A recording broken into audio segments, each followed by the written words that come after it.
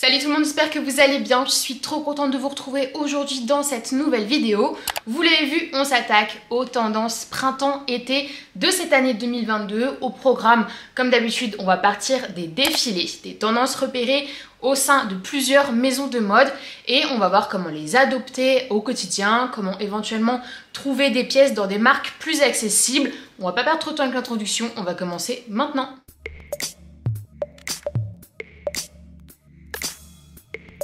La première tendance que je voulais aborder avec vous, c'est une tendance qui s'est vraiment intensifiée depuis un an maintenant, jusqu'à en être devenue comme la nouvelle version du mini short. Et ce que vous voyez où je veux en venir, il s'agit évidemment du Bermuda. J'en ai retrouvé entre autres sur le défilé de Valentino, de Dior ou de Miu Miu. Le Bermuda, pour moi, il a un vrai intérêt dans notre garde-robe pour plusieurs raisons. Première raison, au niveau du confort. On est sur une longueur qui est vachement plus praticable au quotidien, qu'on habite en ville ou qu'on soit en vacances. On va avoir davantage d'aisance dans cette pièce que dans un mini short par exemple. On a un rendu qui est du coup beaucoup plus chic de par cette longueur, de par cette coupe un peu plus classique. Et également, on va pouvoir la porter de plusieurs façons différentes, que ce soit de jour comme de soir. De jour dans une version décontractée avec une matière en jean par exemple. On peut également le porter facilement au travail, ça fait des tenues canon sur des matières un peu esprit costume, que ce soit des laines froides ou des petites viscoses, empreintes à un dress code plus formel. Et on va avoir des versions un petit peu plus osées qui auront des rendus stylistiques très intéressants comme la matière simili-cuir. Ce sera parfait pour des tenues de soirée. Je vois très bien un look avec un Bermuda en simili-cuir, un petit haut noir, des sandales à talons, une jolie coiffure, des bijoux dorés, c'est génial. Donc pour toutes ces raisons, je recommande le Bermuda. Ce n'est pas réservé qu'aux grandes. D'un modèle à l'autre, les longueurs varient, donc ça peut convenir à beaucoup de personnes. Et franchement, je recommande cette pièce, c'est adopté, validé, on adore. En deuxième, énorme courant tendance de ce printemps-été, on s'attaque vraiment à un gros dossier nostalgique des années 90-2000. Je mélange ces deux décennies parce qu'il y a quand même des similitudes entre les deux décennies et on va voir toutes les pièces qu'on a retrouvées qui vont être tendance et qui se rattachent à cette génération 90-2000.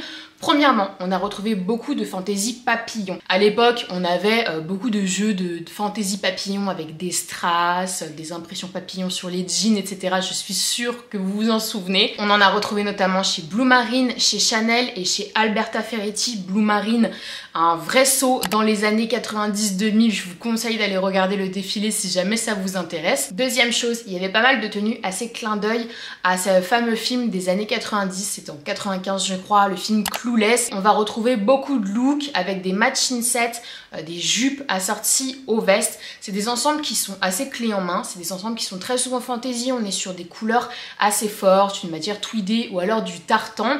Et c'est des looks qui ont beaucoup de personnalité mais qui demandent pas beaucoup d'efforts sur l'association des pièces étant donné qu'on a déjà la veste et la jupe, donc c'est plutôt facile à adopter. Si jamais c'est des fantaisies qui nous plaisent, franchement foncez, j'adore ce type de look. On a également, comme on a beaucoup retrouvé au début des années 2000, des silhouettes assez sport chic, minimal, des lignes très épurées, des coupes assez franches dans des couleurs neutres. Il y avait quelques silhouettes intéressantes chez Balmain notamment. On a évidemment le retour du corset qui continue à faire son bout de chemin, qui est présent depuis quelques saisons maintenant. On l'a de différentes façons, soit on l'a vraiment très lingerie, soit on le porte par-dessus d'autres tops, soit on a des effets de haut mélangés avec de la corsetterie, des baleines, etc. Ça peut être intéressant à travailler si jamais c'est une fantaisie qui vous plaît, pourquoi pas, mis avec un jean oversized. On a un contraste de style qui peut être éventuellement intéressant. Un autre retour qu'on aurait aimé laisser dans les années 90-2000, c'est la taille basse qui continue un petit peu à grappiller du terrain. Je trouve que c'est encore assez niche parce que je pense que plein d'entre nous ont pour horreur ce type de coupe de pantalon parce que c'est vraiment pas la plus flatteuse. Je vois que ça perce un petit peu au niveau de la jeune génération. On en voit beaucoup sur TikTok où il y a une vraie effervescence face à la tendance 90-2000. Donc on commence quand même à en voir de plus en plus, mais ça reste une petite tendance. Pour moi, ça va pas devenir global et pour moi, c'est niette surtout. c'est mort. Avec ça, et pour clôturer le chapitre 90-2000, on retrouve aussi beaucoup de micro-jupes, vraiment des jupes très mini. J'en ai vu sur les défilés de Fendi by Versace, j'en ai vu chez Miu Miu et chez Chanel. C'est encore selon moi une tendance qui reste assez niche, parce que c'est une tendance en fait qui s'adapte à un certain type de morphologie, qui s'adapte à un certain âge aussi. Je vois vraiment pas tout le monde avec des micro-jupes et ça ne convient pas à tous les styles. Moi personnellement c'est mort encore une fois. La version micro, non. Toujours est-il qu'on a beaucoup de pièces qu'on a retrouvées sur différents défilés qui rentrent dans cette grosse tendance années 90-2000, grosse nostalgie. Ça plaît ou ça plaît pas, il y a du bon, il y a du moins bon, à vous de me dire ce que vous aimez dans cette tendance-là. Un troisième qui dit printemps, été, période estivale, dit crochet. Le crochet, c'est pas la grosse nouveauté de la saison, mais il continue à être sur le devant de la scène mode. Pour moi, c'est vraiment une matière qu'on attribue à l'esprit vacances, au bohème chic, au beau temps. On a retrouvé cette tendance notamment chez Chloé, chez Marine Serre ou également chez Stella McCartney. Voilà, c'est en quelque sorte un basique de la période estivale, des jolies robes en crochet, des tops en crochet. Ça donne envie de soleil, c'est là. Si vous avez des pièces en crochet, c'est toujours très à la mode. C'est un petit peu le marronnier des défilés printemps-été, hein, qu'on se le dise, c'est la facilité. En quatrième, on s'attaque à la couleur maintenance qu'on retrouve beaucoup pour le printemps et pour l'été. Ça va être premièrement des monochromes colorés. J'en ai déjà parlé plusieurs fois sur la chaîne.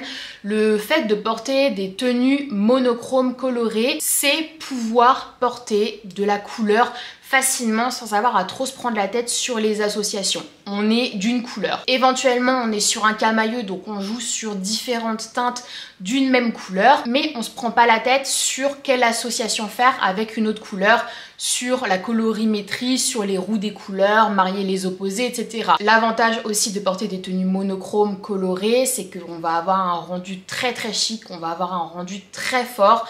C'est vraiment l'option facile pour moi, donc n'hésitez pas. Une tenue monochrome colorée, ça peut également être une robe dans une couleur très forte. Si on peut marier les chaussures à la robe, c'est génial, sinon c'est pas grave. Et en opposition aux monochromes colorés de couleurs assez fortes, on a beaucoup retrouvé également des monochromes blancs, encore une fois alliés chic de la garde-robe. J'ai retrouvé des silhouettes chez Fendi, chez Hermès et chez mon chouchou Alexander McQueen. Voilà, le blanc en été, c'est encore une fois un indispensable. On peut être sur du blanc cassé également pour prendre moins de risques sur la tenue et avoir une petite variante. Mais grosso modo, c'est des choses qui reviennent encore une fois assez souvent. En cinquième, en opposition au monochrome, on va parler du color block. C'est des silhouettes qu'on a beaucoup retrouvées également. On match les couleurs entre elles, on a des tenues qui sont très fortes. Encore une fois, la tendance de color block, et ça peut être intéressant de regarder les défilés qui ont présenté ce type de silhouette là, ça peut clairement nous donner des idées sur des associations de couleurs auxquelles on n'aurait pas pensé. On a vu notamment sur les défilés de Nina Ricci, de Versace ou de Valentino, et très souvent les associations sont particulièrement réussi. On est sur une tendance qui est plus inspirationnelle, qui peut nous donner des idées, qui peut nous donner des envies d'association de couleurs. Donc pour faire le plein d'inspi, ça peut être très intéressant. En sixième, une tendance que j'adore, en grande fan de blazer d'ailleurs, c'est le blazer statement. Ce qu'on va appeler par blazer statement, c'est un blazer avec une fantaisie, une originalité qui va détourner un petit peu cette pièce du dressing classique vers une pièce beaucoup plus forte et beaucoup plus mode. J'en ai retrouvé notamment chez Saint Laurent, chez Dolce & Gabbana et chez Versace. Le côté un peu statement, fantaisie du blazer, on va pouvoir le retrouver de différentes façons. Soit on va jouer sur les épaules, on a eu un gros retour aux épaules années 80, très marqué, qui donne une carrure assez imposante par le blazer. On va avoir des jeux sur les fermetures du blazer. Au lieu d'être sur un boutonnage droit, on va être sur un boutonnage croisé. On va avoir des boutons bijoux, on va avoir des crochets à la place des boutons. Voilà, on a une pièce classique, mais on vient la détourner pour lui donner un vrai côté mode et un vrai style. Ça peut être intéressant. Le blazer, ça va avec beaucoup de choses, ça va avec un simple jean. Donc pourquoi pas booster ses tenues par ce biais. En septième, c'est une tendance dont je vous avais parlé en début d'année, c'est la tendance des franges qui s'impose vraiment sur le devant de la scène mode. J'en ai retrouvé notamment chez Proenza Schuler, chez Burberry et également chez Chloé. La tendance frange, c'est pas forcément un style très western qui va être impossible à pratiquer sans tomber dans le premier degré. On va pouvoir la retrouver sur des robes et j'en ai déjà retrouvé dans des marques abordables. J'ai retrouvé des petites robes en maille avec des bords franges. On va pouvoir la retrouver sur des blazers, sur des manteaux également, donc plutôt pour la demi-saison où on a tous des jeux en fait à l'arrière de franges. J'ai une veste absolument incroyable de chez Balzac que je vais vous remettre ici qui rentre parfaitement dans cette tendance-là. Ça va pouvoir être également quelques petits accessoires. C'est pas forcément des longues franges, ça peut être des tout petits détails et je trouve que ça vient apporter un vrai coup de boost à la tenue. On peut miser sur un détail frange, sur une pièce qui est classique et encore une fois, on vient donner un coup de boost à sa veste classique. Voilà, je trouve que la tendance elle est très intéressante, elle fait vraiment la différence sur une tenue. Donc si vous cherchez à avoir des pièces un petit peu fantasy, franchement penchez-vous sur la question. En plus de ça, les franges sont toujours à même le tissu ou en ton sur ton. Donc on n'est pas franchement sur une fantaisie qui est très forte, qui est si forte que ça. C'est tout à fait portable et adaptable à son style de tous les jours. Je recommande. En 8e, une autre tendance nostalgique et qui vient un petit peu se confondre de temps en temps avec les années 70. Mais on va avoir quelques pièces qui sont typiquement des années 60. J'ai retrouvé deux types de pièces au sein des défilés pour ce printemps-été. Première chose, la mini-jupe. On va venir l'opposer à la mini-jupe Esprit 90-2000, qui est une mini-jupe pour les années 60 un petit peu plus longue et plus trapèze. On a également souvent des détails de poche. Je vais vous montrer les visuels comme ça, vous allez voir tout de suite de quoi je parle. J'en ai retrouvé notamment chez Versace, chez Dior et chez Courrèges. J'aime beaucoup ce type de mini-jupe pour le coup, beaucoup plus que celle des années 90. Et encore une fois, en opposition aux années 90-2000, on va également avoir des ensembles vestes et jupes qui seront, eux, moins fantasy dans la matière, qui auront des coupes plus franches, vraiment à l'esprit Courrèges des années 60. J'ai vu des silhouettes chez Michael Kors, chez Moschino et chez Dior. Et c'est encore une fois très intéressant pour avoir des tenues mode avec beaucoup de style, qui n'auront pas demandé beaucoup d'efforts sur l'association, ça on adore. En 9e, c'est pas ma tendance préférée, mais en fait je la vois tellement de partout, et à la fois sur les réseaux sociaux, ça prend vraiment, et à la fois sur les défilés du printemps-été 2022, c'est la tendance cut-out, donc des découpes à gogo. J'en ai vu chez Roberto Cavalli, j'en ai vu chez Balmain, j'en ai vu chez Proenza Schuler. Très souvent, on va être sur des modèles dans des couleurs qui sont plutôt neutres. Pour calmer le jeu, on va très souvent être sur du noir d'ailleurs, et on va se retrouver avec des pièces qui auront des jeux de découpe de partout, que ce soit au niveau de la taille, que ce soit sur les encolures. On vient travailler des modèles de forme assez classiques pour leur donner une fantaisie un petit peu plus poussée. Ça peut être très sympa à utiliser voilà, sur des hauts qu'on va marier avec des jeans qui seront beaucoup plus décontractés. On aura un contraste de style intéressant. Ça peut être très bien aussi pour ceux dont c'est le style en robe de soirée. Je pense que ça peut faire des looks super canons. Donc voilà, la tendance est là. Je pense qu'on va vraiment retrouver prochainement beaucoup de modèles dans cet esprit, donc affaire à suivre. J'ai également repéré beaucoup de tutos de do it yourself sur TikTok, donc on peut peut-être upcycler, recycler d'anciennes pièces et les transposer dans cette tendance plutôt que de dépenser, ça peut être intéressant. Et donc la 10e et dernière tendance dont je voulais vous parler aujourd'hui, c'est pas la tendance la plus portable, je vous l'accorde, mais c'est une tendance que j'ai tellement repérée qu'il fallait absolument que je vous en parle, c'est la tendance sequin. On avait déjà vu ce mouvement sur la Fashion Week qui avait suivi le premier confinement, pour un petit peu s'opposer à la situation dans laquelle on avait été pendant plusieurs mois, à savoir porter des joggings ou des pyjamas, des vêtements très confortables pendant des mois. On avait retrouvé du coup beaucoup de tenues assez festives qui voulaient simplement dire eh ben écoutez, on a été enfermés, on va faire la fête maintenant, on va sortir les sequins de jour comme de nuit, peu importe, on porte les sequins partout. C'est l'esprit qu'on continue de retrouver au sein des défilés, beaucoup de robes en sequins, beaucoup de jupes en sequins. Sur le papier, c'est pas forcément réservé aux tenues festives.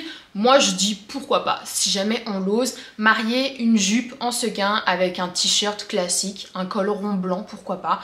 Ça peut très bien marcher avec un t-shirt, pourquoi pas avec une fantaisie un petit peu régressive, un t-shirt de groupie. Ça fait toujours des looks qui sont assez cool. Un pantalon en sequin avec un t-shirt également et une paire de baskets pour casser le tout. Voilà, ça reste une tenue qui n'est pas ordinaire, mais c'est justement l'effet avez voulu. C'est également intéressant en ce qui concerne les pièces de notre dressing qu'on a acheté pour un jour de l'an et qu'on n'a jamais ressorti. Pourquoi pas les recycler au quotidien. D'ailleurs, j'avais fait une vidéo sur ma chaîne sur comment reporter ces pièces festives. Ça peut vous intéresser, ça peut vous donner des idées.